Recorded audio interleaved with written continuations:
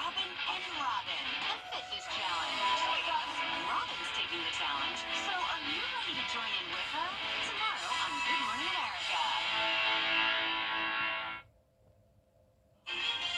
Even colder temperatures are on the way. We will see the temperatures fall all the way down to the low 20s tomorrow morning and even some upper teens possible. Then we'll see a brief warm up on Thursday, but it doesn't look like it will last super long. I'll have more details coming up. Right now on News Channel 6 at 4, the head of the school district in Richmond County is stepping down. His reason and reaction to the announcement. Plus, city leaders are talking trash where things now stand with the garbage contract. And traffic deaths are down in South Carolina. We'll get a look at the numbers now compared to last year as your News at 7 starts now. Live from Television Park, this is WJBF News Channel 6 at 7. Good evening. You're watching News Channel 6 at 7. I'm Bria Smith in for Dee Griffin. Thanks for joining us. We begin with a developing story as the Thompson mayor, Benji Cranford, has been found not guilty of providing alcohol to an inmate. Cranford was arrested in Augusta. He was accused of putting a bottle of gin in a ditch along Cobham Road in McDuffie County near where a Jefferson County inmate crew was working. He was suspended from his duties by Governor Brian Kemp in October. We just heard from the governor's office, and he is immediately reinstated.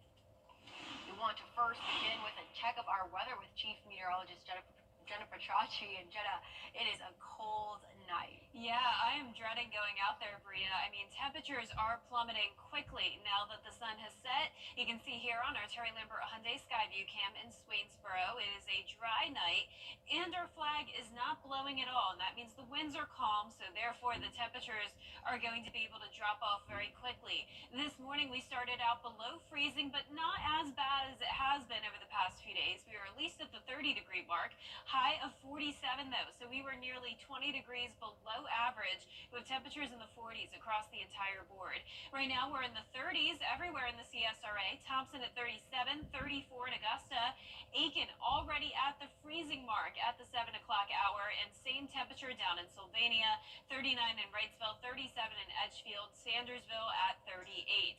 It is even colder than last night by 5 degrees in Augusta, so that just goes to show how chilly it's going to be tomorrow morning.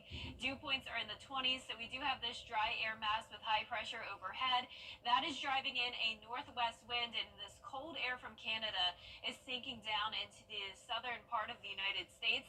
But unlike this time yesterday, we're no longer seeing any snow in places like Tennessee or North Carolina. Only a few snow showers up in West Virginia and then further up towards the north. The winds are super calm, only seeing up to around 2 miles per hour. So once again, that's why the temperatures will get so chilly. And you can see we'll already be down into the upper 20s by 10 o'clock tonight. And when you're headed out the door tomorrow morning, low 20s are in the forecast. We will be warming up a little bit, though, to 60 on Thursday, above freezing temperatures during the morning hours. And then on Friday, we're right back down to the cold, 25 as we head into the weekend. More details on the forecast coming up. Back to you, Bria. Thanks, Jenna. And speaking of the cold, more shelter beds are now available for those in need. The overnight warming shelters include the Augusta Rescue Mission on Walker Street, Garden City Rescue Mission on Fenwick Street, and the Salvation Army Center of Hope on Green Street. Free Augusta city bus rides are now offered to transport you to warming shelters downtown. You'll need proof of shelter clearance from the Richmond County Sheriff's Office to be allowed into the shelter. And this time of year, a lot of us are keeping a close eye on our thermostats, hoping we don't see a spike in our energy bills. The Low-Income Home Energy Assistance Program is a federally funded program to assist Georgians with their home energy bill. It reduces the risk of health and safety issues that come with service disconnections. The application period is now open with money available on a first-come, first-served basis. In my opinion, yes, it's going to keep increasing because the cost of living keeps going up, whether it is the cost for rental housing or utility costs. Probably more people getting into that process of being able to qualify, but we won't have enough money to cover all that. in our area. Over Incorporated in Milledgeville provides energy assistance to Hancock, Johnson, and Washington counties. All other local Georgia counties waitlist appointments are now available with the CSRA Economic Opportunity Authority. You must be 65 and older or medically homebound to qualify during December. Starting January, anyone can apply. A change at the top for Augusta's schools. The superintendent is stepping down, and I had the chance of speaking with the current and incoming Board of Education members about what Dr. Kenneth Bradshaw's departure means for the school system. The school system released a statement Monday that says as of December 31st, Dr. Bradshaw would no longer lead the school system after serving as superintendent for the past 5.5 years. He's pointed the ship in the right direction and kept the focus of the academics being the main goal. As the school superintendent, the goal is to have a vision. In his release, Dr. Bradshaw says, "I believe now is the right time to step away to be closer to the Atlanta metropolitan area and my family." Wish him well. I think the reasons that he laid out were not something that people can second guess. Obviously, he's got some things that his personal life, were things that needed to be addressed, and he did that in the best way that he thought was possible. So. But for new board members, the announcement came as a surprise. I was shocked. I was blown. I felt as an elected official who the people elected to do a job for them, that we could have got, the new board members could have gotten the courtesy of being told that this was about to happen.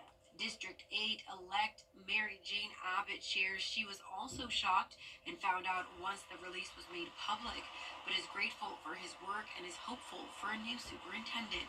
We've recently seen our graduation rates increase to the highest levels that have been since since we started reporting them.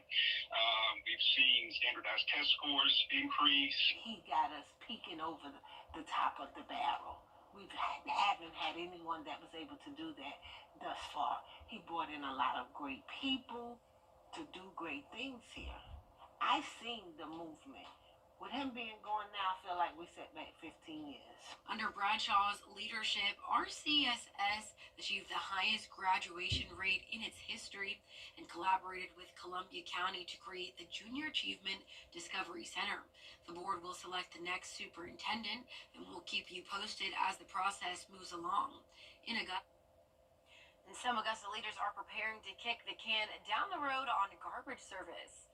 The proposed agreement calls for two haulers to pick up trash, with the annual fee increasing by almost $120 a year. Causing concern is the garbage fee would be used to fund more than $3 million in services like building demolition, lot cleaning, and street sweeping. Yeah, I mean, when you look at the ancillary items that, $3.4 million and some of the things on there, and using garbage money for that, that doesn't benefit the entire community, there's concerns there. January 1st is the deadline for the new garbage deal to get done, but commissioners say they can work on a month-to-month basis until a new contract can be approved. One man is in jail in Allendale after a suspected murder for hire plot. Allendale police say Freddie Washington posted a picture of a juvenile on social media. The post stated dead or alive and indicated anyone who took him up on the offer would get paid. Police believe Washington is referring to the suspect in his own son's shooting. He is charged with solicitation to commit murder and kidnapping. A homicide investigation is underway in Richmond County. It happened this morning on Pickett Avenue in Augusta. A man was found dead at the scene. Deputies say he was shot at least once. The victim's name and motive are not yet known. After the busiest travel week of the year last week, South Carolina saw fewer deadly accidents. According to Highway Patrol, Caroline Yaffa tells us why Highway Patrol says the numbers have been going down year after year. Drivers that we spoke with in this gas station in Richland County tell us that they saw more patrol troopers, which made them feel safer. During Thanksgiving week from Wednesday through Sunday, highway patrol troopers were every 10 miles along South Carolina interstates. Their goal? Be visual enough to make drivers slow down. Jonathan Lucier says he saw this as he drove last week, with many drivers pulled over. Highway Patrol says they believe their presence makes a big difference in the amount of deaths. This year, during Thanksgiving week, there were 6 deaths, down from 11 the previous year. Master Trooper William Bennett says the combination of enforcement and education efforts goes a long way. It's not just giving people tickets. That's part of it. But, we got to get out and inform the public of these, these stats and the things that we see and try to make sure they know what the laws are and that they're educated. That way, hopefully that's going to prevent them from making a poor decision or maybe making a mistake unintentionally. With another busy holiday coming up, Highway Patrol reminds everyone to be smart, be safe, and have a plan. In Columbia, Caroline Yaffa. The South Carolina State Board of Education is considering taking more books off school library shelves. The board meeting today to decide the fate of 7 more books which have been challenged for being lewd or inappropriate. The Board of Education is deciding on 8 books today, part of a new rule set up by the Superintendent of Education that allows any parent or school employee to file a challenge. If that book is considered unfit for the students, it would be pulled from all school libraries statewide. The rhetoric surrounding Regulation 43170 suggests that school librarians purposefully select sexually explicit materials and do so without a transparent process. This implication has caused some school librarians to suffer unjust harassment and has caused many district officials to take purchasing power away from the school librarian, the trained professional, in favor of mass book removals. The board decided a few books on the list can stay, but only with parental consent when a student checks it out. Coming up, unrest in South Korea tonight. The country's president overturning his own martial law order after his government votes to block it. How U.S. officials feel about the situation next. Hey there, Jordan. Low 20s tomorrow morning and even some upper teens possible. So bundle up, but you can ditch the jackets on Thursday. We're going to be warming up to at least 60 degrees. A cooler end to the week, and then next week, maybe we could even see some 70s. I'll have more details and the full forecast when we return. Try Bojangles Boat Bite. If you've been arrested for a DUI in Georgia, you may only have 30 days to protect your license or your privilege to drive here. Hi, I'm Tiffany Duncan of DUI Duncan, the DUI firm here in Augusta. Visit our website at DUIDuncan.com to see what we've done to help so many drivers. If you've been arrested for a DUI in Georgia, call me now for a free consultation. While the firm, of course, cannot guarantee results, we do guarantee hard work and fast action. Remember the name, DUI Duncan. Why is just... You can't always choose the way, but you can choose your weather app. Go with the most accurate and most trusted, the Live 536 mobile app. Download it today. Now, your most accurate forecast with WJBF Live 536. Welcome back. Already a couple places at the freezing mark. That would be Aiken County and Screven County. The rest of us in the mid to upper 30s. A lot of places at 37 degrees already at the 7 o'clock hour. You can see this dip in the jet stream here with all the cold air coming in from Canada. Lots of 20s across the eastern portion of the United States. Now, we did have more snow yesterday. Unfortunately, I can't really show you a snowy view tonight, but I can show you a beautiful Christmas tree in honor of the cold weather. Here's a look at New York City on our Terry Lambert Hyundai Skyview cam. High pressure and control driving in a northwest wind, so we will have the coldest airs of the season tonight, at least so far, and it is much colder than normal for this time of the year. We're also still tracking snow showers up in the Great Lakes region and parts of the Northeast, and it's been a long time since the CSRA has dipped below 25 degrees, at least in Augusta. Over the weekend, we did get to 25 in Augusta, and then some surrounding areas got to around 22. But when it comes to below 25, that'll be the case for the first time in Augusta tomorrow, going with a low of 22 to 21 in Aiken, and forecasting 19 degrees in Saluda. And I do think several other areas sheltered from the wind in some of our northern and rural areas could dip down to maybe 17, 18 degrees. This is flirting with record temperatures. Now, notice the record in Saluda County is 15, set back in 1960. So we will stay a few degrees above it, but definitely getting close. You can see it's going to be a long period of time, pretty much the entire overnight period of sub 30 degree temperatures, which means there is a higher chance of frozen pipes. So keep in mind, anytime that we're below 32 degrees, the pipes have the chance of freezing. But once we get to that 20 degree mark or below, that's when it becomes a more serious concern. Now, not everyone will see frozen pipes, nothing to panic about. But if you do typically see your pipes freeze when temperatures get to that 20 degree mark, definitely take those proper precautions tonight, such as dripping water from your faucets, and make sure it's cold water, not hot water. Now, tomorrow afternoon, we'll finally start to see a warm up. Temperatures back into the low 50s. So not warm, but warmer than the 40s we had today. 60 degrees on Thursday, then a big drop off to 48 on Friday. So get ready for a chilly weekend, but no rain expected over the next couple of days. You can see here on our futurecast, the high pressure is going to move to our south, and that will bring us some southerly flow ahead of a cold front. So we'll warm up, we'll see cloud cover and also some breezy winds on Thursday. I'm not expecting any rain though. We have enough dry air in place to limit that, and then we have another northerly wind coming in behind the front, so that's why the temperatures will be cold again on Friday. Winds will be peaking up to around 28 miles per hour on Thursday, so definitely prepare for that. And over the next 10 days, you can see we warm up for good, at least for the next several days. Starting on Sunday, we'll see 62, followed by the upper 60s Monday through Wednesday. It will also be pretty cloudy with some high chances of rain next week. And we'll be right back. It's the one thing. WJBF, the voice coaches are live. We're on the red carpet, plus a TGIF throwback. You probably know me best as Bounty, and this is ET's Then and Now. Next ET. Tonight at 7:30 on News Channel 6. The News Channel 6 mobile app is now even better. Download it today. It's the one thing injured. The WJBF Live Viper 6 Skyview Network is sponsored by Terry Lambert Hyundai. Low prices, big selection, and committed to quality customer service. Actor James Van Der Beek brought to tears, speaking to ABC News in his first live interview on GMA about his colon cancer diagnosis. The Dawson's Creek star sharing how he and his family are coping. And as Zoreen Shaw reports, Van Der Beek explains why he's talking about it now.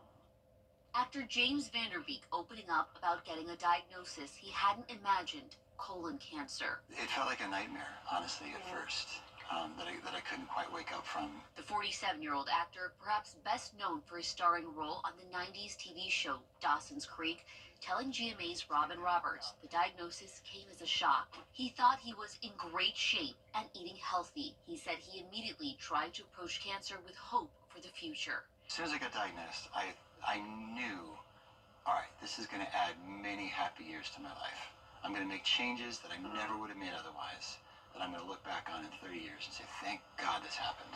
And that's how I was about 90% of the time. I would say about 10% of the time I was a sobbing, terrified mess. He says getting present with loved ones has helped, getting very emotional when talking about his wife. This is where I'm going to lose it. She's been amazing.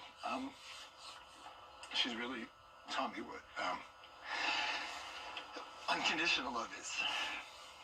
And I'm someone who's always in the past tried to do everything for everybody. And never asked for help myself. And this has put me in a position of having to ask for help and having to receive help. The father to 6 children says his kids help keep his spirits up. My 6-year-old almost every other day, Daddy, how's your butt cancer doing? And so yeah, they keep it light. But again, that's also like an opportunity for connection. The American Cancer Society says about 1 in 23 men and 1 in 25 women will be diagnosed for colorectal cancer, making it the 3rd most common cancer diagnosis. They recommend getting a screening at the age of 45 if you have an average risk. Vanderbeek also says that cancer is very expensive, even with insurance. So he is raising money, selling jerseys from his hit football movie, Varsity Blues, to help with his medical bills and also put it toward an organization to help others. Soreen Shah, ABC News, Los Angeles. At Brookhaven, it's all about The CSRA. It's where we were born, where we live, where we work, where we're raising our families. It's our home. That's why the people of the CSRA count on us after an accident. Because they know about our skill in the courtroom, how we treat clients like family, how we love this community, and the people who proudly call it home. We're just a call or click away. Injured? When you need me, call me. I'm your Augusta guy. 706-724-7224.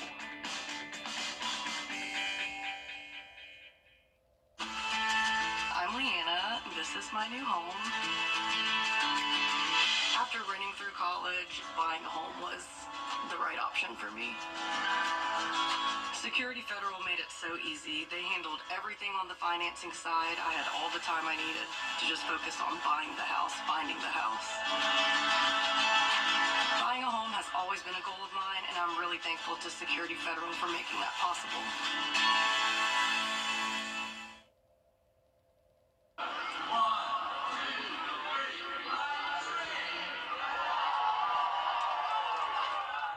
New at 7, and you saw it live at 6 on WJBF. The holiday season officially kicking off at Augusta University tonight with its annual tree lighting ceremony. The event takes place outside the Maxwell Theater on Augusta University's Somerville campus. President Russell Keene did the honors by flipping the switch and lighting up the tree. The event also included photos with Santa, a holiday market, crafts, food trucks, and inflatables for kids. And honestly, if I round up enough jackets, I'll probably go to the next tree lighting. Yeah, I was gonna say, I mean, a beautiful tree and it looks so much fun, but I have to give them credit for Being out bracing the there, cold. it's so cold. Yeah, even by 6 o'clock, Bria, temperatures were in the upper 30s. So yeah, it's going to be super cold tomorrow morning. 22 degrees in the forecast. Absolutely. Well, that's all for your news at 7. We'll see you again at 10 on MeTV, and we're always with you at WJBF.com.